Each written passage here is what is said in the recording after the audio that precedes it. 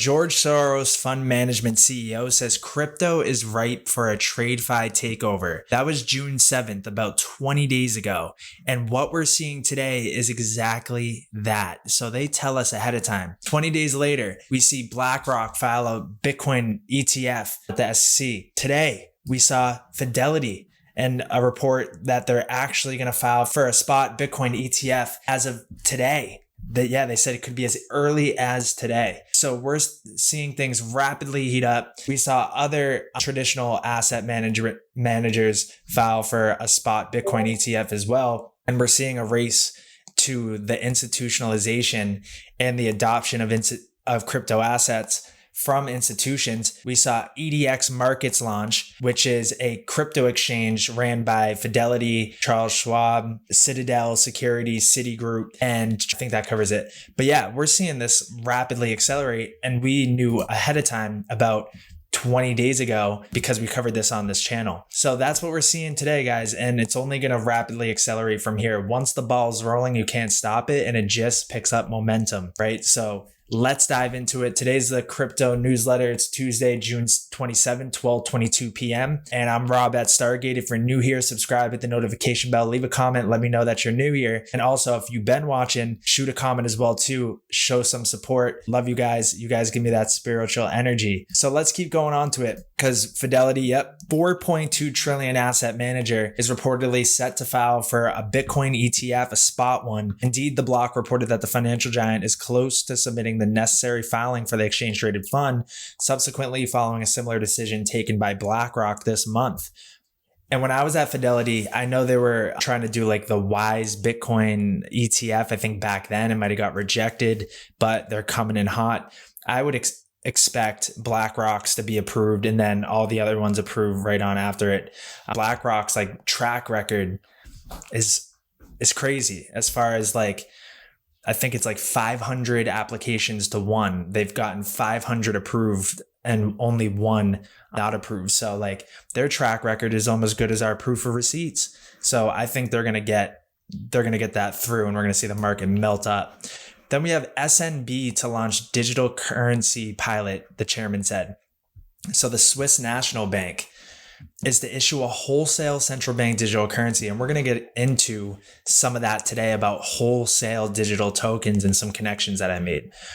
But the Swiss National Bank to issue a wholesale central bank digital currency on Switzerland's 6th digital exchange as part of a pilot, the central bank's chairman said at a conference. This is not just an experiment. It will be real money equivalent to bank reserves. And the objective is to test real transactions with market participants. And this was at the 0.0 forum. There's probably some good gold nuggets from that forum. So I'll scrape around and try to find some. But the pilot project, which will start soon, was intended at the moment to be for a limited time. Central banks across the world are studying digital versions of their currencies to avoid leaving digital payments to the private sector, as the decline of cash has accelerated in some cases due to C-19. As opposed to wholesale CBDCs, which use tokenized securities, the SNB has long been cautious about the use of public or retail CBDCs. It's so much easier to implement a wholesale CBDC because no person, right? The population won't even bat an eye over it. They won't even know because it's all on the back end. It's all on the back end infrastructure. All they'll know is that money, moves as fast as information today. You can pull money out or deposit a check on Saturday when the banks are normally closed and it'll still, show up. You can send money. It will settle instantly. Like that's why it's so much easier to implement a wholesale CBDC rather than a retail CBDC, because when it comes to a retail CBDC, you have to kind of jam it down people's throats and it's apparent. So that's up in the air whether a retail CBDC will come. Maybe in some countries it will, some countries it won't. All that matters is that we spelled it out. And there's stuff that I'm going to show you in the deep dive later today that proves even more that this is the case. The Holy Grail of cross-border payments document from the ECB is the only document you need to read to understand the future ahead here. Because once you read that document full through, now everything you see will make perfect sense and you'll understand all the lingo and all the verbiage that's said around the world between these central bankers, institutions, these higher ups, right? And we'll get into that in another video. I might do a Holy Grail Part 3 video. So if you want to see me do that and cover that again, I will definitely do it, where we've really just scraped through the whole entire document. So let me know in the comments if you've actually seen that video or not. I will definitely put the link in the bio though. So Jordan said he was concerned about potential risks retail CBDCs could have for the financial system, while the use of them was more difficult to control. We do not exclude that we will never introduce a retail CBDC, but nevertheless, we are a little bit prudent at the moment. Makes sense. So let's keep going on, because we got a South African approach to interoperability. This was about 6 days ago. And South Africa is currently transitioning its regulatory landscape to support increased access to the national payment system. Also, let me get back to this though, because what I was going to say was FedNow is launching in July. That's the first step. All of these countries and all these payment systems, so I'll go to that. Actually, I think I have it pulled up here. Yeah, right here. So all of these real-time gross settlement systems, local payments, they need to be updated, to be instant payments. Then you have a standard universal way of the messaging, which is ISO 222. And then you have wholesale CBDCs and built with interoperability between them. And now you have that true holy grail vision where you can have 24/7, 365 instant settlement between any tokenized value or tokenized asset. And they're going to tokenize everything, like the Chainlink CEO said at like a week or 2 weeks ago, tokenizing everything. And that's a whole lot of money. Then you're going to have common neutral digital settlement assets like XRP and like XLM and other ones that will be the value transfer, value exchange mechanism for the tokenization of all these different assets across the world, right? We got to nail down. So hit that like button. Let me know. Then all right, so let's go back to it. So is currently transitioning its regulatory landscape to support increased access to the national payment system and to adopt activity-based licensing and regulation for payment service providers. The Payments Association of South Africa, a private sector association, has managed the country's domestic payment system for almost 27 years by regulating and organizing banks and designated participants, as well as clearing operators, and by providing NPS participation criteria and rules. We keep going down here. Let's see. I need a subscription. So I'll cut this out. All right. So we got Shanghai Clearinghouse launches digital yuan service for commodity trading. So you have the Shanghai Clearinghouse, a financial services clearing counterparty under China's central bank, started digital yuan clearing and settlement services for trading in commodities on Monday, marking another step in the institutional adoption of China's CBDC. So fast facts. This service allows users to make cross-bank clearings and settlements on commodities with the digital yuan, according to a Monday announcement by the Shanghai Clearinghouse, which handles bonds, interest rates, foreign exchange, credit, and commodities. The service could improve the security and cost effectiveness of cross-border settlements of commodities and boost the internationalization of China's currency. And Shanghai Clearinghouse move is not the digital yuan's first use in commodity trading. In October of 2022, Shandong International Commodity Exchange facilitated a 1 million yuan settlement on imported rubber with digital yuan. And then China's CBDC pilot is also spreading in retail usage. So like countries like China might do it. So on June 20th, Qingdao City launched the country's first digital yuan payments for urban rail transit fees, where users pay from digital yuan hard wallets embedded in their SIM cards. And then, and then you have this JD.com. However, JD.com did not disclose the exact amount of total or digital yuan transactions during the festival. So there we go. So we're seeing the implementation of this across the board. And now let's go into this, SAP, cross-border payments made easy with digital money. Experience the future today. Today, cross-border payments are a hassle for many small and mid-sized enterprises with international business partners. Expensive, up to 50 USD per transaction. Slow, up to 7 days to transmit the money. And non-transparent. You never know the status of the transaction. Garbage, absolutely garbage. No kidding, and needed to be upgraded. So these major challenges can get solved with digital money as a means of settlement and blockchain as the underlying technology. Rather than traditional payment rails, business partners agree on settling a cross-border transaction with USDC or EuroC, tokenized versions of the USD or Euro manifested in a blockchain as issued by Circle. These so-called stablecoins are pegged one-to-one to the underlying fiat currency and collateralized against cash holdings or short-term government securities, thus avoiding any fluctuations. Technically, each business partner requires a wallet, which in then the blockchain world is the equivalent of a bank account. These wallets can be held in sole custody, enabling cross-border payments without intermediaries. To pay an invoice, the buyer just opens the wallet software, creates a transaction containing the seller's wallet, signs it with a private key, and sends it to the blockchain for validation and execution. Minutes later, upon verification, the money is received at the seller's wallet, and it's at the seller's disposal to use. Starting today, you can get a first impression on this new approach for cross-border payments, as SAP is launching a preview of the SAP Digital Currency Hub that showcases how easy cross-border payments with digital money will become in the future. There we go. As part of the test drive, you will receive a test as USDC as play money to play. Okay, so let's watch this real quick. Let's see how long it is. 4 minutes, 23 seconds. We're going to watch this, and I'll see you guys after this video. Payments. What's new about this? If you're a company and you want to send $5,000 from, let's say, the US to Brazil, from Australia to Netherlands, Japan, South Africa, we have here Shanghai, Quebec City, or Nigeria to Qatar, you will notice that via banks, you will have a lot of different fees that are very much depending on from where to where, and it will take some days. Sometimes it might even fail. And within the traditional financial sector, via banks, there is no alternative to this. But is there an alternative? Well, if I tell you that it's possible to send $5,000 in minutes and for about $5, you're going to say, how do you do this? And you might suspect that I'm talking about cryptocurrencies. A cryptocurrency is in a wallet. Think of it as an account where you have that crypto and you send it directly to the other wallet, the other account on the other side. In the middle, there is no banks, there is even no database. It goes directly from this wallet to this one. The problem is that cryptocurrencies are volatile. It's unstable. Sometimes they can jump 10% within an hour of their value.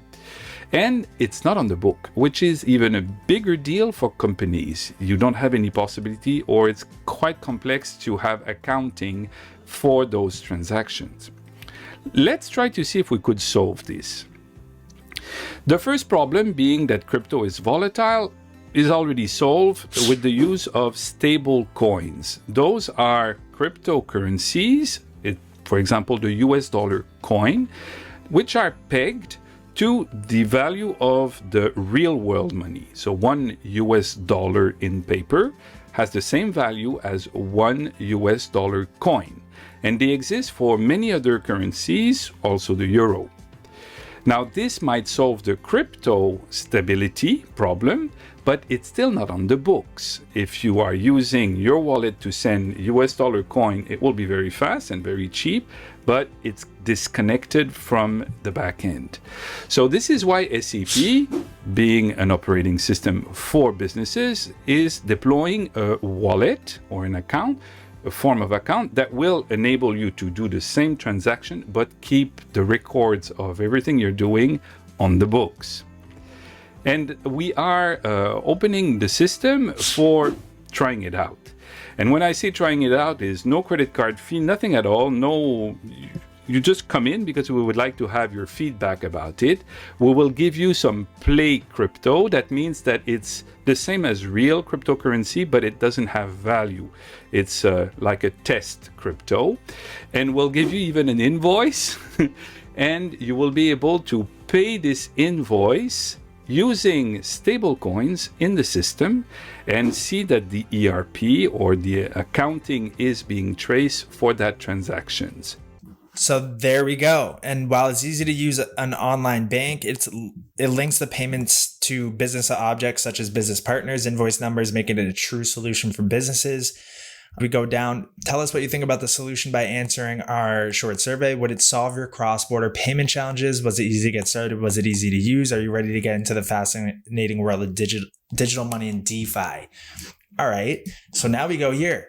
2016, blockchain opportunity explained. Go rogue or go home. SAP. Then if we go down, we can see here that what has surprised you most about the emergence of blockchain technology? This looks like an interview. So Chris Hansen, senior principal at SAP Financial Services, sat down with SAP News to share lessons learned about blockchain from the company's latest experiences, why the SAP HANA Cloud platform is the ultimate cool innovation catalyst, and what step organizations need to take now to prepare for blockchain transformational impact of their business and industry. We're talking 7 years ago. 7 years ago.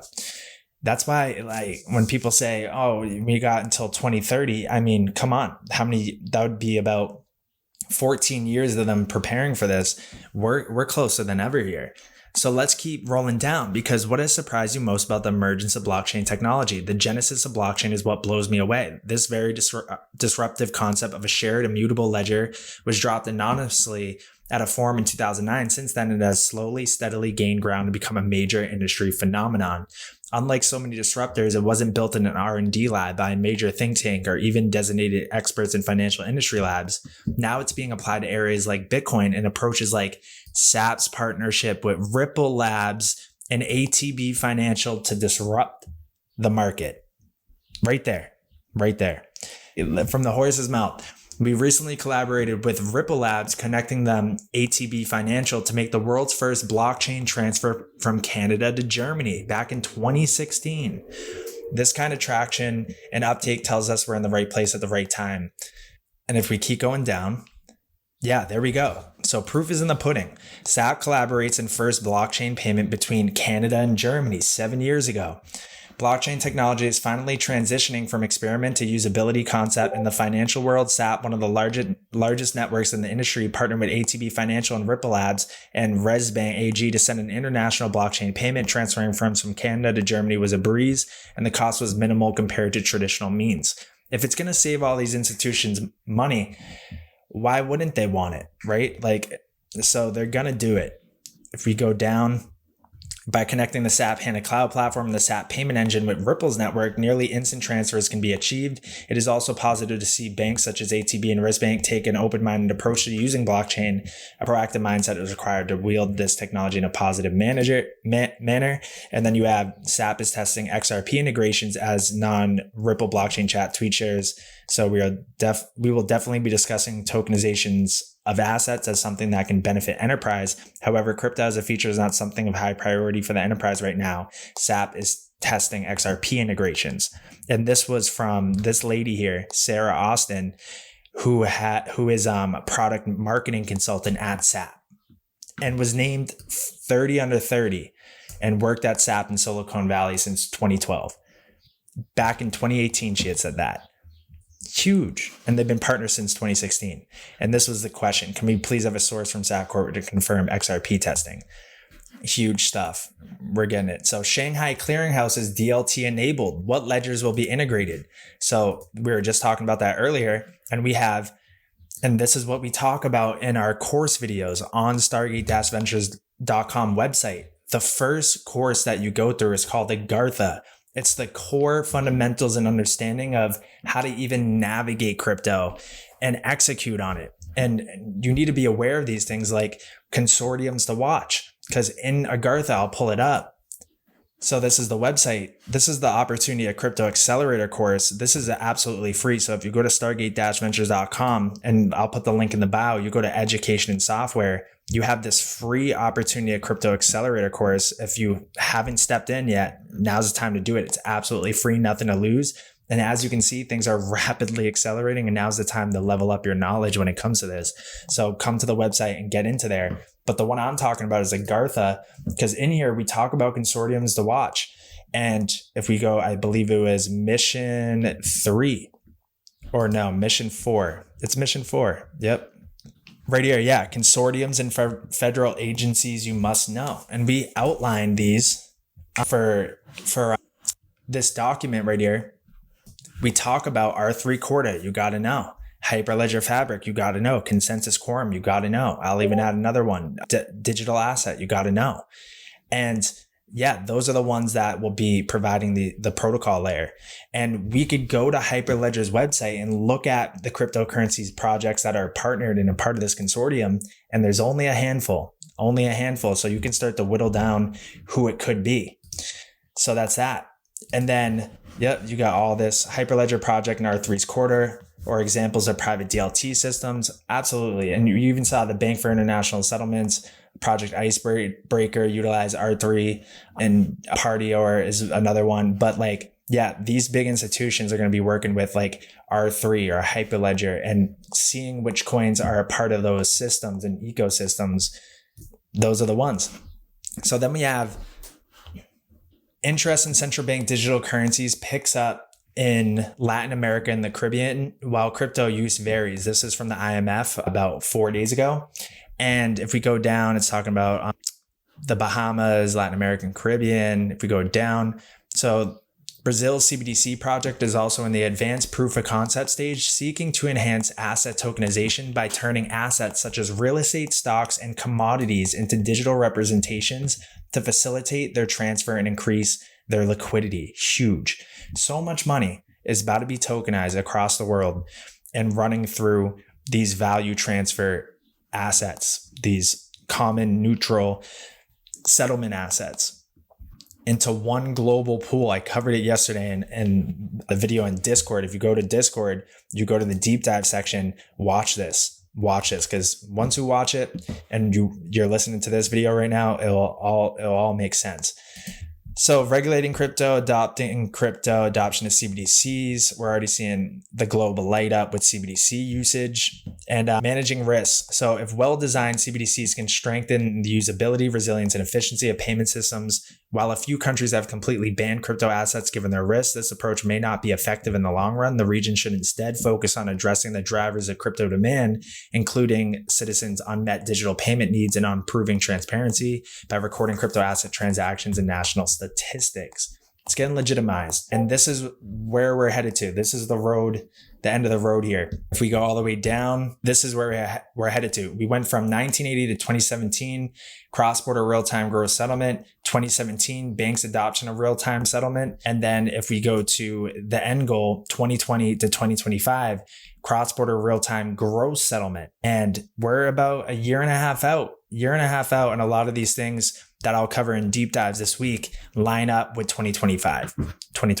So let's keep going. This was future-proof digitizing Singapore banking for cross-border payments. This was May 7, 2015. That's how long it stretches back. But what I really wanted to go into was the wholesale digital tokens from the B.I.S. from December 2019. But I think this video is already long enough, so I will save this for the deep dive later today. So if you're new here, subscribe to the notification bell, get updated in real time when we drop that video, and join the Discord. Link is in the bio. And I hope you guys are having a good day, and I will see you guys in the Discord and in the next video.